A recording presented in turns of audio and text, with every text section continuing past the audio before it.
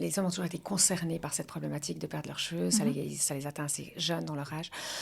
Donc, il y a une vraie demande sur les cheveux qui augmente. Pourquoi? Parce qu'aujourd'hui, il y a quand même aussi chez les hommes une forme de pression sociale quand même. Parce que quand un des potes commence à se soigner au niveau du cuir chevelu ou va faire une greffe en Turquie, eh bien, forcément, les autres vont commencer à se dire, bah, pourquoi pas moi?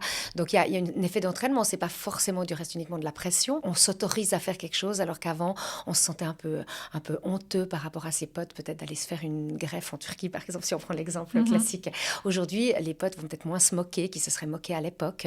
Pareil, si on va s'enlever de la couperose au laser ou on va s'enlever une tache au laser, je pense qu'il y avait presque une forme d'interdiction des hommes de le faire parce que c'est pas viril d'aller se faire ça, alors qu'en fait, ils avaient quand même le complexe qui était là.